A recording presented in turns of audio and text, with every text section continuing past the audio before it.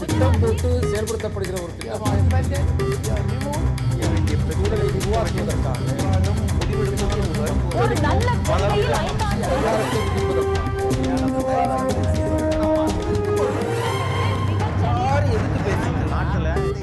நேர்பட பேசு தொடர்கிறது. இன்னும் சில நிமிடங்களில் சிவாஜி சிலையை அகற்ற காவல்துறை கூறும் காரணம் சரி என்று எத்தனை பேர் சொல்லியிருக்கின்றனர், தவறு என்று எத்தனை பேர் சொல்லியிருக்கின்றனர் என்பதை நாம் பார்க்கலாம். திரு மோகன்ராம், நாம் 1000 இடங்களில் இது போன்ற சிலைகள் இடையூறாக இருக்கின்றன, எத்தனையோ கட்டுமானங்கள் இருக்கின்றன என்று சொன்னாலும் கூட இது குறித்துத்தான் ஒரு தனிநபர் வழக்கு தொடுத்திருக்கிறார். அதன் விளைவுதான் இது. இதையும் மற்றவற்றோடு நாம் தொடர்புபடுத்தி பேச முடியுமா? சார், 100 பேர் தப்பு பண்ணாங்க, அதனால இன்னொரு தப்பையும் அலோவ் பண்ணுங்கன்னு சொல்கிறது வந்து தப்பான ஒரு விஷயம். அதை நான் சொல்லக்கூடாது. ஒரு படித்தவன் நான் அதை சொல்ல மாட்டேன். இந்த தப்பை கரெக்ட் பண்ணும் பொழுது முன்னால் நடந்த தவறுகளையும் சேர்ந்து கரெக்ட் பண்ணுங்க, இதை தனியாக வைக்காதீங்க, அப்போ எங்களுக்கு கண் உறுத்தாதுன்ற. நான் சொல்கிறது என்னென்னா, இதை கையாளும் முறை, இதை வந்து நீங்கள் இது வந்து கரெக்டு.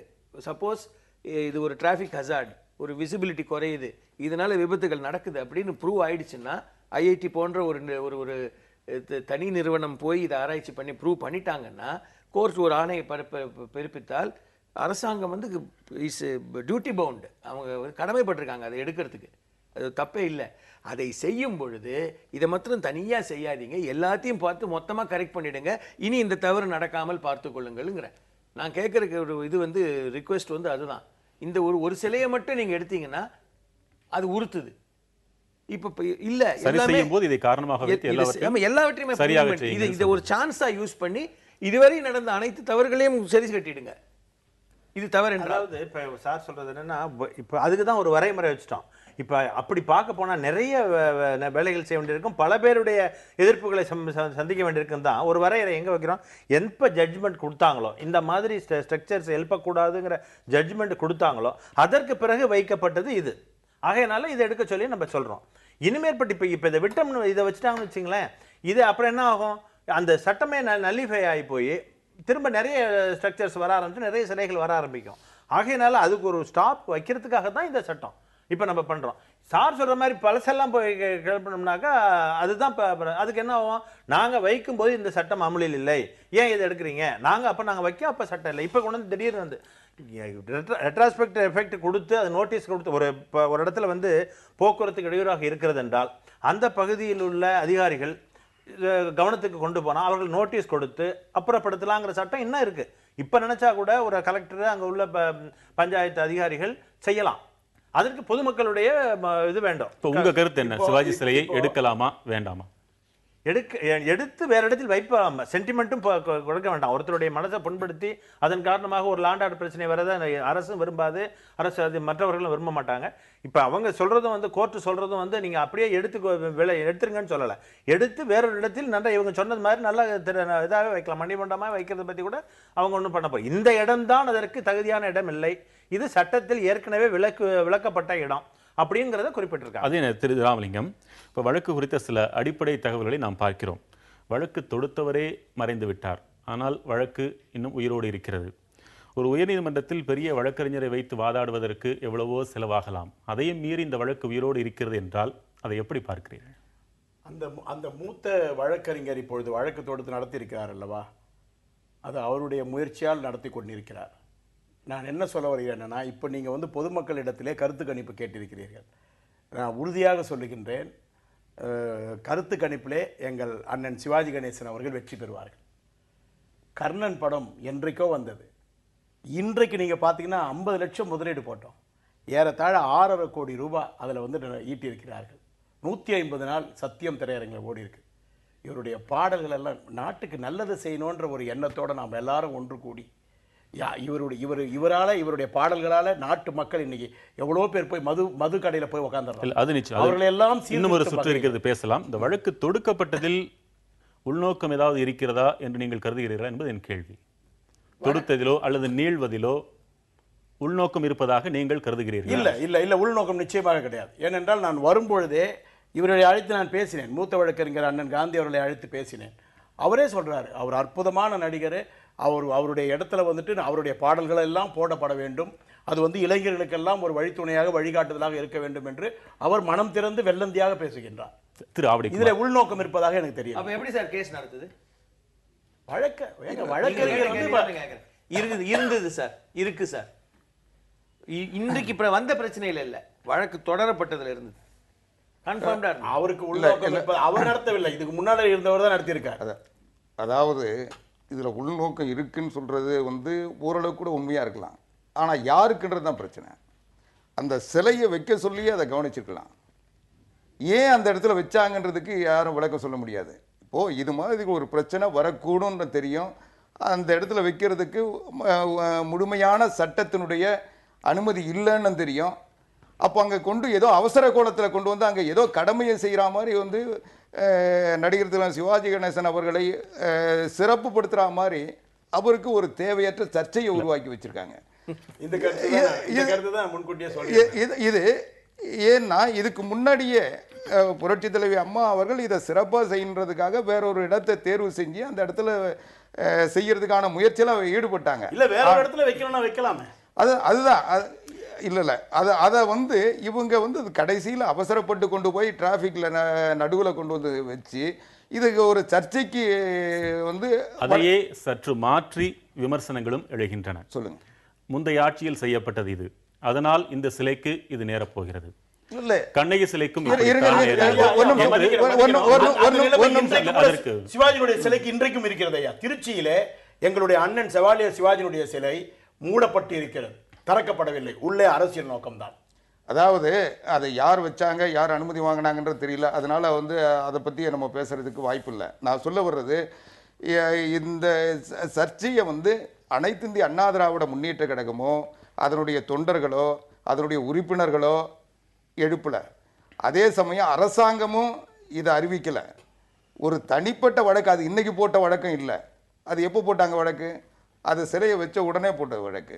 அந்த வழக்கு இன்னைக்கு வந்து பதில் சொல்ல வேண்டிய கடமை போக்குவரத்து காவல்துறைக்கு இருக்கு. அவங்க தங்களுடைய ஒப்பீனியன் என்ன உண்மையோ அதை சொல்லியிருக்காங்க. இவர் ஒரு உதாரணம் சொல்றாரு. சொல்லுங்க சார். அதுல பரவாயில்ல என்ன பேசிக்கிறாங்கன்னா, அந்த சிலையிலே கீழே கல்வெட்டிலே அதனை வழங்கியவருடைய பெயரோ அல்லது வழங்கியவர் இதை செய்து கொடுத்தவரோ யாரோ ஒருத்தர் அவருடைய பெயரை நீங்கள் போட்டிருக்கிறீர்கள், அவர்கள் முன்னாள் மந்திரி, அந்த பெயரை எடுத்து விட்டால் நீங்கள் சிலை திறப்பதிலே சிக்கல் இருக்காது என்று பரவலாக பேசப்படுகின்றது. எங்கள் அண்ணன் சிவாஜி காமராஜருக்கு சிலை தந்தார். உங்களுக்கு மட்டும் அண்ணன் இல்ல.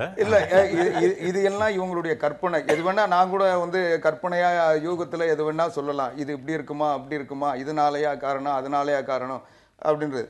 ஆனா இது எதுவுமே உண்மை இல்லை. நிச்சயமா நடிகர் திரு சிவாஜி கணேசன் அவர்கள் மீது தமிழ்நாடு அரசாங்கத்திற்கும் முதலமைச்சர் புரட்சி தலைவி அம்மா அவர்களுக்கும் இங்கே இருக்கிற எல்லாரை விட அதிகமான நான் சொன்னது மாதிரி மரியாதை உண்டு. அவருக்கு சிறப்பு செய்ய வேண்டும் என்பதிலே எந்தவித தயக்கமும் இல்லாதவர். அப்படிப்பட்ட அவங்க வந்து இன்னும் இது பற்றி எந்த கருத்தும் சொல்லலை. இதுக்கிடையில் நாமாவோ ஒரு கற்பனையாக ஒரு கருத்தை உருவாக்கி கொண்டு பேசுவது சரியானதல்ல. ரெண்டாவது, இந்த சிலை பற்றி ஒரு சர்ச்சை வந்ததுன்னா அந்த சர்ச்சை வராமல் அந்த சிலையை வச்சிருக்கலான்றது தான் என்னுடைய கருத்து. அந்த சர்ச்சைக்கு காரணம் அந்த சிலையை வச்சவங்களான ஒழிய சிவாஜி கணேசன் இல்லை என்பதும் என்னுடைய ஆணித்தரமான. எந்த முடிவு எடுக்கப்பட வேண்டும் என்றாலும் அதற்கு இன்று நாம் மக்களிடம் கேட்ட கேள்விக்கு என்ன பதில் கிடைத்திருக்கிறதோ அது பயனுள்ளதாக இருக்கும் என்று கருதுகிறோம். ஃபேஸ்புக், ட்விட்டர் போன்ற இணையதளங்கள் வாயிலாக நாம் கருத்து கேட்டிருந்தோம். சிவாஜி சிலையை அகற்றுவதற்காக கூறப்படும் காரணம் சரி தவறு என்று. சரி என்று 38% பேர் மட்டுமே கூறியிருக்கின்றனர். 62% பேர் கூறப்பட்ட காரணம் சரி அல்ல என்று கூறியிருக்கின்றனர். இல்லை, அதாவது நீங்கள் கேட்ட கேள்வியிலே நீங்கள் ஒரு தவறான பதில் வர்றதுக்குரிய வாய்ப்பை உருவாக்கிட்டீங்க. இந்த சிலையை அகற்றுவதற்கு சொல்லப்பட்ட காரணம் சரியான்னு கேட்குறீங்க. யாரும் அகற்றணும்னு சொல்லல.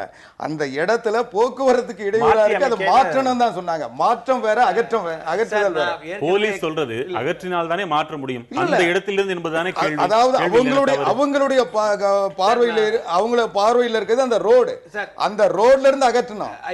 ஆனா அதுக்காக வந்து அந்த சிலையே அகற்றணுன்றது இல்ல. சிலையை எடுக்கணும்னு சொல்ல, அகற்றுறது தான். அகற்றுவது என்றால் அந்த இடத்திலிருந்து நகர்த்துவது. நான் கேட்கிறேன், அகற்றுறதுன்றதுக்கு வேற ஒரு பொருள். ஒரு விஷயம் பண்ணுங்க. நீங்க மட்டும் இல்ல, இதை பார்த்துக்கிட்டு இருக்கிற எல்லாருக்குமே ஒரு கேள்வி. பீச் ரோட்ல குயின் மேரிஸ் காலேஜ் பக்கத்தில் இருந்து ட்ரிப்ளிகன் சைட்லேருந்து டுவர்ட்ஸ் சாந்தோம் வாங்க, சிலையை வலது பக்கம் வரும், அதை தாண்டுங்க, அங்கே ஒரு சிக்னல் இருக்குது, நின்று ரைட் திரும்பணுமோ நேராக போகணுமோ போங்க. சிலையினால் உங்களுக்கு ஒரு இடையூறு ஏற்படுத்துதுன்னு சொன்னீங்கன்னா அடுத்த நிமிஷமே இந்த சேனலில் நான் வந்து சொல்கிறேன், சிலையினால் எனக்கு இது தெரியவில்லை, இதனால் எனக்கு வந்து இப்போ இடையூறு ஏற்பட்டுச்சுன்னு சொன்னாக்க நான் ஒத்துக்கவே மாட்டேன் சார் அதை. ஏன்னா அந்த இடத்துக்கு போய் பார்த்தவங்க மாண்புமிகு புரட்சித்தலைவி அம்மா அவர்களுக்கு தெரியும். ஏன்னா அவங்க டெய்லி அந்த ரூட்டில் வராங்க சார். அவங்களுக்கு தெரியாதது இல்லை, அவங்களுக்கு தெரியும். ஹைகோர்ட்டில் இருக்கிற அனைத்து நீதிபதிகளுக்கும் தெரியும், ஏன்னா அவங்களும் டெய்லி அந்த ரூட்டில் தான் வராங்க. எனக்கு என்னவோ உள் மனசில் ஒரு நம்பிக்கை இருக்குது, நடிகர் திலகம் செவாலியர் டாக்டர் சிவாஜிக்கு எந்த ஒரு அவமரியாதையும் இழுக்கும் வராமல் இவர்கள் எல்லோரும் பார்த்துக் கொள்வார்கள் என்று பார்த்துக் கொள்ள வேண்டும். உங்களுடைய நிறைவு கருத்து என்ன? அதாவது இப்போ இவங்க எல்லாருமே வந்து இதை தான் சொல்கிறாங்க, சட்டத்தை தான் நாங்கள் பேச முடியும், நாங்கள் வந்து சென்டிமெண்ட்டை பேச முடியாது.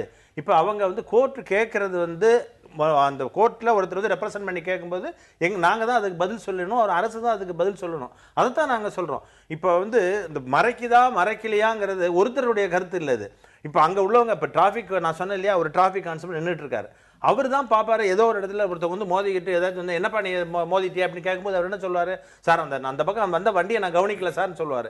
அவர் போய் ஃபீட்பேக் கொடுப்பாரு அந்த கன்சர்ன் அவங்களுக்கு, இந்த மாதிரி இந்த இடத்துல வந்து இந்த சிலை இருக்கிறதுனால இந்த மாதிரி இருக்குன்னு. அது ஒரு ஒன் ஆஃப் த ரீசன். இது மெயின் ரீசனே வந்து இப்போ 23 ஒரு உச்சநீதிமன்ற போட்ட சட்டத்துக்கு உபே பண்ண வேண்டியது ஒரு ஸ்டேட் கவர்மெண்ட்டோட கடமை. அதை வந்து முதல்ல அவங்க இன்சிஸ்ட் பண்ணுறாங்கன்னா இந்த மாதிரி ஒன்று அண்டர்டேக்கிங் கொடுத்துருக்குறீங்க, முக்கியமான பிரதான சாலைகளில் ஸ்ட்ரக்சர் எழுப்பலைன்னு சொல்லிட்டு இருக்கீங்க, இது எதுக்கு எழுப்புனீங்கன்னு கேள்வி கேட்கும்போது அதனுடைய துணை கேள்விகள் தான் இது. நீங்கள் இப்படி எழுப்பியிருக்கீங்க, இந்த இதை வந்து இந்த இவங்க என்ன சொல்லுவாங்க, எழுப்பிட்டோம் ஆனால் இதனால் ஒன்றும் போக்குவரத்து இல்லைன்னு போக்குவரத்து இடைஞ்சல் இல்லைன்னு சொல்லுவாங்க. இடைஞ்சல் இருக்கா, யாரை கேட்கணும், டிராஃபிக்கை கேட்கணும். ஆக்சிடென்ட் ஆகவே இல்லைம்பாங்க, ஆக்சிடென்ட் ஆகிருக்கா இவங்களை கேட்கணும். அந்த மெயினான கேள்விகளுக்கு துணை கேள்விகள் இது. நிச்சயமாக அதே நீதிமன்றங்கள் குடியினால் எவ்வளவு விபத்துகள் நேரிடுகின்றன என்று உங்களிடம் கேட்டு அதற்கு நீங்கள் அதிகமான ஒரு எண்ணிக்கையை சொல்லி பதில் சொல்லி ஒட்டுமொத்தமாக மதுக்கடைகள் மூடப்பட்டால் அதைவிட மகிழ்ச்சி வேறொன்றும் இருக்க முடியாது. உங்களுடைய கருத்துக்கு மிக்க நன்றி. ஒரு சில வரிகள் நிறைவு கருத்து சொல்லுங்க திரு ஆவடிக்குமார். அதுதான் இந்த சிறையை பொறுத்த வரைக்கும் நீதிமன்றத்தில் வழக்கு, அந்த வழக்கு சம்பந்தமான விவரங்கள் தமிழ்நாடு காவல்துறை போக்குவரத்து பிரிவால் தரப்பட்டிருக்கிறது. அதை நீதிமன்றம் ஏற்றுக்கொண்டதா நிராகரிக்கிறதா என்பதை அதனுடைய தீர்ப்பு வர சொல்ல தான் தெரியும். மக்கள் கருத்துக்கு அரசு மதிப்பளிக்கும். இல்லை, தீர்ப்பு வர சொல்ல தான் தெரியும்.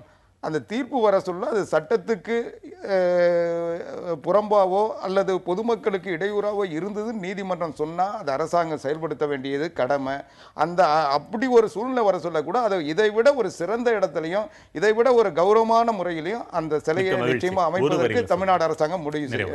சுமூகமாக தமிழக முதல்வர் அவர்கள் தலையிட்டு யாருக்கும் பிரச்சனை இல்லாமல் அண்ணன் சிவாஜியினுடைய பேருக்கும் புகழுக்கும் களங்கம் வராமல் மன்றத்து பிள்ளைகள் இன்பம் வழியிலே அவர்கள் நடந்து கொண்டால் மிகவும் மிக்க மகிழ்ச்சி. சிலைகள் மிகச்சிறந்த மனிதர்களுக்கு மட்டும்தான் வைக்கப்படுகின்றன. அதில் சிக்கல்கள் எழுமென்றால் அதை தீர்க்கப்படும் விதமும் மிக நாகரிகமாக இருக்க வேண்டும் என்பதே அனைவருடைய விருப்பமும். உங்கள் வருகைக்கு மிக்க நன்றி. நன்றி. மற்றும் ஒரு நேர்பட பேசு நிகழ்ச்சியின் வாயிலாக மீண்டும் சந்திக்கலாம். வணக்கம். செயல்படுத்தப்படுகிற ஒரு திட்டமாக உருவாக்குவதற்கு